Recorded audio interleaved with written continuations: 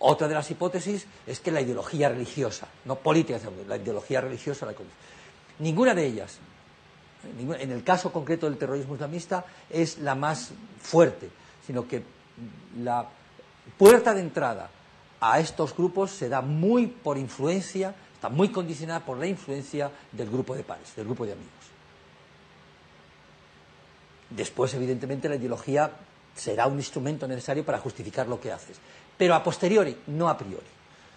Probablemente en el caso colombiano sí es exactamente igual. No sé cuánto de ideología hay en las personas que se incorporan a los distintos grupos.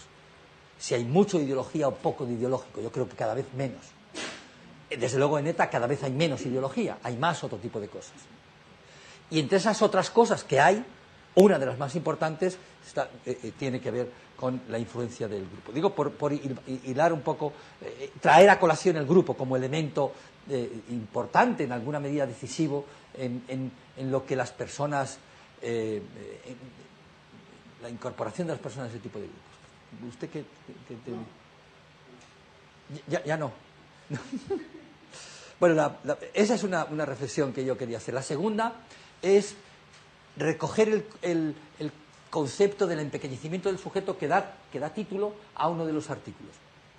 La hipótesis sería la siguiente, a ver si nos ilustra y nos ilumina Lidia, simplemente, ¿no? Y después manejamos otro. La hipótesis sería la siguiente. Amartya Sen, que es un premio Nobel de Economía y que en realidad no es una persona que estudie estos fenómenos desde esta mirada, no lo estudia desde ahí, lo estudia desde otra, pero viene a concluir cosas relativamente parecidas. Es Amartya, yo tendría que aprender a escribir bien de una vez. Amartya Sen, el Premio Nobel de Economía al año 1998. Amartya Sen concede el Premio Nobel de Economía por una hipótesis muy bonita desde el punto de vista economicista que dice lo siguiente. La pobreza no es directamente proporcional a la falta de recursos de los que dispone la población, sino a la posibilidad que esa población tiene de utilizar los recursos de los que dispone. Él es indio, entonces sabe muy bien de lo que habla. Bueno, sabe también que le da el premio Nobel. Entonces hace unos estudios muy sólidos, muy fuertes, muy importantes, en los que demuestra la existencia de muchos recursos naturales y no naturales en entornos que son extraordinariamente pobres. A partir de ahí, Amartya Sen se elabora una aproximación muy interesante al concepto de bienestar, al concepto de bienestar desde el punto de vista económico, y maneja dos conceptos que son interesantes. Uno, las personas tenemos capacidades para obtener bienestar, distintas capacidades cada uno de nosotros, porque somos psicológicamente distintos, afortunadamente, menos mal que somos distintos, porque si no hay determinados contextos sociales que nos arrasarían a todos por igual. Menos mal que somos distintos, el individuo en último término nos salva. Y en segundo lugar, existen capacidades distintas de las personas para poder hacer muchas cosas, entre ellas para poder obtener determinados niveles de vida, niveles de calidad de vida, etcétera, etcétera. Pero además de eso, existe una libertad para el bienestar. Y esa libertad ya no depende de tus capacidades, sino de las oportunidades que te conceda el contexto en el que estás. Y esas oportunidades te las concede el sistema económico y el sistema religioso. Y él, claro, tiene en la mente que las castas están condenadas de por vida sencillamente porque su sistema ideológico no les permiten, con independencia de cuáles sean sus capacidades, para poder adentrarse en este tipo de cosas. Es una primera reflexión. La segunda es el concepto de empequeñecimiento del sujeto. En el año 2007, estamos en la editorial Katz, una editorial argentina, Amartya Sen publica un librito que se titula Identidad y Violencia, en el que analiza la violencia islamista, la violencia religiosa. En la editorial Katz. Esto es una seta. Muy fácil de leer. Y dice lo siguiente, muy relacionado con Henry Taife. La pertenencia categorial del ser humano es muy amplia. Somos hombres, pero vascos, psicólogos, o sociólogos, o economistas.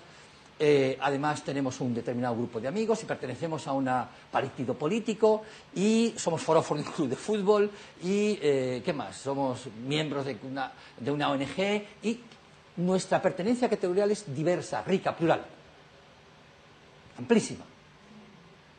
Cuando esa pertenencia categorial se va empequeñeciendo, se va reduciendo, y uno se define única y exclusivamente como vasco, o se define única y exclusivamente como miembro de no sé qué grupo, o como miembro de la Mara X, el empequeñecimiento del sujeto, lo único que hace es subsumir al sujeto, incorporar al sujeto, definir al sujeto, diluir el sujeto dentro del grupo. Y un sujeto diluido dentro del grupo ya no es sujeto. Pierde. La gran tragedia del siglo XX, decía Imre Kertész, un premio Nobel de literatura, el húngaro, Imre Kertész, es la falta de respeto al individuo, la desaparición del sujeto.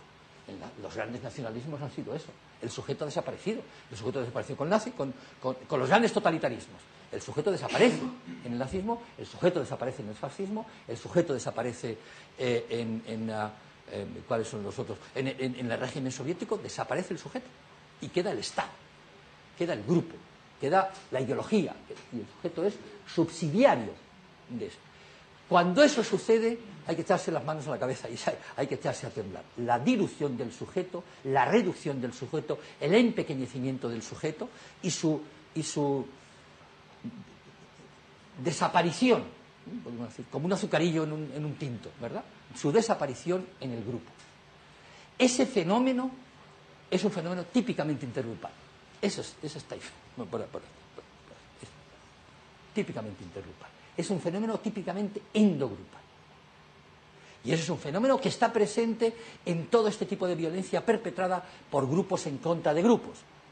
Y grupos en contra de grupos son los judíos contra los, o las alemanes contra los judíos, los republicanos contra los nacionalistas en España, ETA contra las FARC contra los unos, los FARC contra... Esa es la lógica intergrupal, es esa. Y ese fenómeno de dilución del sujeto en el grupo, de desaparición de lo individual, es un fenómeno muy típico y muy constante en todo ese tipo de grupos. Por tanto, el individuo, fíjese que estamos hablando mucho nosotros del contexto, ya decimos, no, el individuo tiene que estar salvaguardado, el individuo tiene que permanecer de alguna manera como rescatar la individualidad, rescatar lo que tenemos de diferente y rescatar lo que realmente tenemos.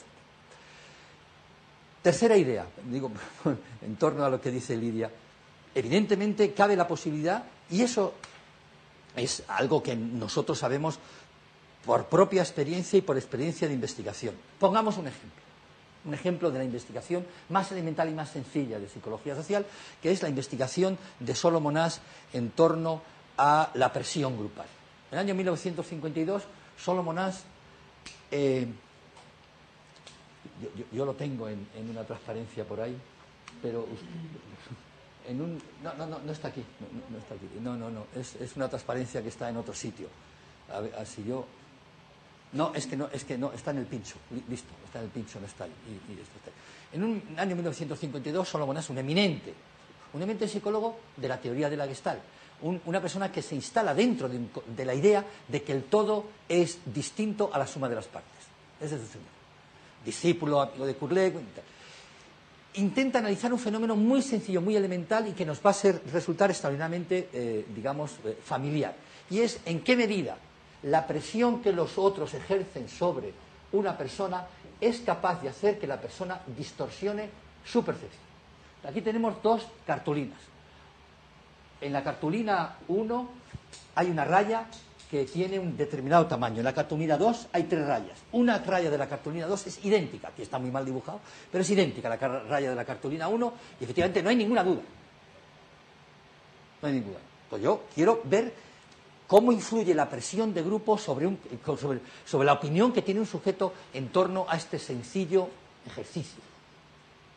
Yo me compincho con los 7 estudiantes o 7 miembros y les digo, mentís. Decís que la línea de la cartulina 2, que es idéntica a la línea de la cartulina 1, es la A. Pero mentís no la primera vez, sino la tercera vez. Entonces yo pongo a 7 sujetos, el octavo es el sujeto experimental, el que me interesa analizar, y en el primer ensayo todos tienen un nivel de acuerdo, ¿cuánto? Del 100%. En el segundo ensayo tienen un nivel de acuerdo del 100%, porque es una tontería, y empiezan a aburrirse. Este señor nos está tomando el pelo. En el tercer ensayo, el 100%. Y en el cuarto ensayo empieza realmente. Empiezan a mentir los otros, porque están compinchados con el experimentador.